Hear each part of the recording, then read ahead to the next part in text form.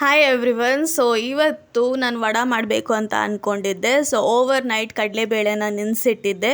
Next day ಅದನ್ನು ರುಬ್ಕೊಂಡಿದ್ದೀನಿ in the sense like not like a paste ರೀತಿಯಲ್ಲಿ ನಾನು ರುಬ್ಕೊಂಡಿಲ್ಲ. ಅದು ಸ್ವಲ್ಪ ಉರುಟಾಗಿರಬೇಕು. ಸೊ ದಟ್ ಕಡಲೆಬೇಳೆ ಬಾಯಿಗೆ ಬರ್ತಾಯಿದ್ರೆ ಲೈಕ್ ತುಂಬ ಚೆನ್ನಾಗಿರುತ್ತೆ ಕ್ರಿಸ್ಪಿಯಾಗಿ. ಅದಕ್ಕೆ ನಾನು ಈರುಳ್ಳಿ, ಮೆಣಸಿನ್ಕಾಯಿ, ಅಕ್ಕಿ ಹಿಟ್ಟು, ಉಪ್ಪನ್ನ ಆ್ಯಡ್ ಮಾಡಿಕೊಂಡು ಇದನ್ನು ವಡ ರೀತಿಯಲ್ಲಿ ಇವಾಗ ಕೈಯಲ್ಲೇ ತಟ್ಕೊಂಡಿದ್ದೀನಿ. ಅದಾದಮೇಲೆ ಸ್ವಲ್ಪ ಎಣ್ಣೆನ ಕಾಯೋದಕ್ಕಿಟ್ಬಿಟ್ಟು ಅದು ಕಾದ ಮೇಲೆ ಒಂದಾಗೊಂದು ವಡಾನ ಬಾಣಲಿಯಲ್ಲಿ ಹಾಕ್ತಾಯಿದ್ದೀನಿ ಎಣ್ಣೆಯಲ್ಲಿ. ಅದು ಗೋಲ್ಡನ್ ಬ್ರೌನ್ ಬರೋವರೆಗೂ ನಾವು ಅದನ್ನು ಫ್ರೈ ಮಾಡ್ಕೋಬೇಕಾಗತ್ತೆ.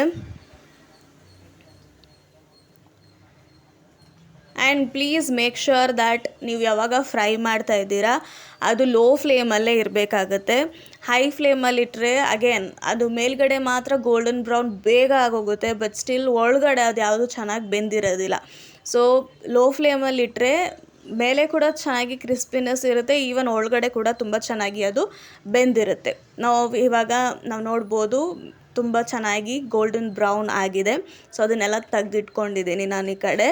ಆ್ಯಂಡ್ ಇಟ್ ರಿಯಲಿ ಲೈಕ್ ಸಿಕ್ಕಾಪಟ್ಟೆ ಕ್ರಿಸ್ಪಿ ಆಗಿದೆ. And it really makes like noise ಬರ್ತಿದೆ. ಇವಾಗ ನಾನೇನಾದರೂ ಈ ಥರ ಪಾತ್ರೆ ನಾನಿವಾಗ ನಾನು ಮಾಡಿ ತೋರಿಸ್ತಾ ಇದ್ದೀನಲ್ಲ, ಇಟ್ ರಿಯಲಿ ಲೈಕ್ ಸಿಕ್ಕಾಪಟ್ಟೆ ಕ್ರಿಸ್ಪಿನೆಸ್ ಇದರಲ್ಲೇ ಗೊತ್ತಾಗುತ್ತೆ ಆ ಸೌಂಡಲ್ಲಿ.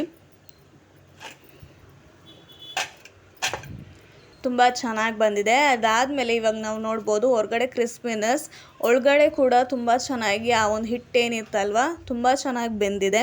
And taste also very good. Please try.